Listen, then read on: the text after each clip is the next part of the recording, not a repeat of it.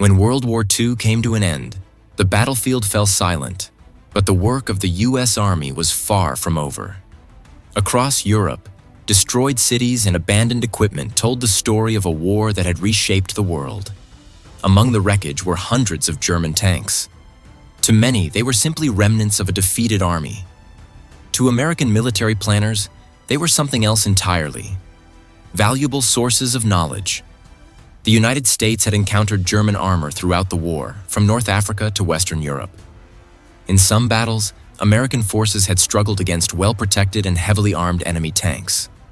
With the fighting over, the U.S. Army saw an opportunity to study these machines carefully, not out of admiration, but out of necessity. Understanding how an enemy fought was essential to preparing for future conflicts. American engineers and intelligence officers examined captured tanks in detail. They documented armor layouts, gun designs, engine performance, and internal crew arrangements. The goal was not to copy German designs, but to understand the ideas behind them. Every strength and every weakness mattered. One of the earliest lessons came from armor design. German tanks often used sloped armor rather than flat vertical plates. This approach increased effective protection without dramatically increasing weight. U.S. analysts concluded that the shape of armor could be just as important as its thickness. This observation reinforced the idea that protection must be carefully balanced with mobility, rather than relying on heavy steel alone. Firepower was another critical area of study. Many German tanks were equipped with long-barrel guns capable of engaging targets at greater distances. These weapons were designed to penetrate armor before the enemy could respond.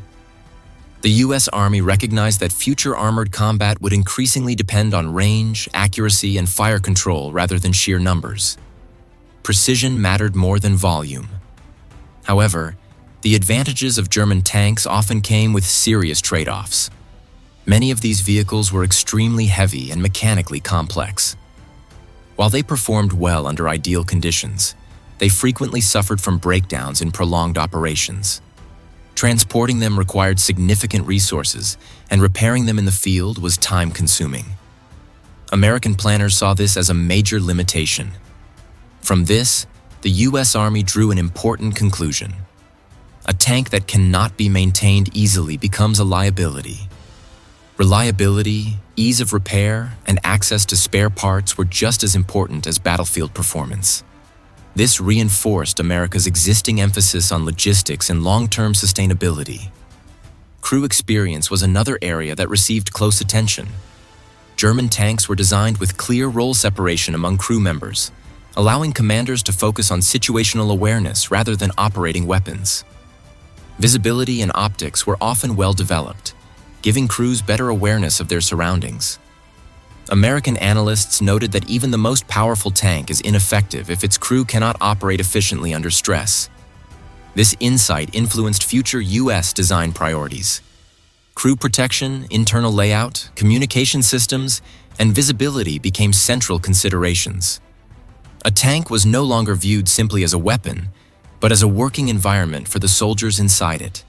The U.S. Army also studied how German tanks were used in combat. While German armored units achieved early successes, they often relied heavily on individual vehicle strength. American doctrine increasingly emphasized coordination. Tanks were most effective when integrated with infantry, artillery, and air support. The lesson was clear. Armored warfare was not about isolated machines, but about systems working together.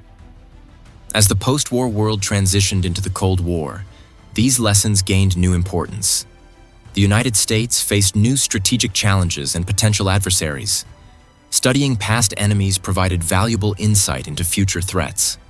German tank analysis helped American planners anticipate how armored forces might be used in large-scale conflicts. The influence of this research extended beyond any single vehicle. It shaped broader thinking about balance in military design. Armor, firepower, mobility, crew efficiency, and logistics all had to work together. Overemphasizing one element at the expense of others created weaknesses. Importantly, the U.S. Army did not adopt German tanks or replicate their designs. Instead, it adapted ideas, rejected impractical features, and refined its own approach.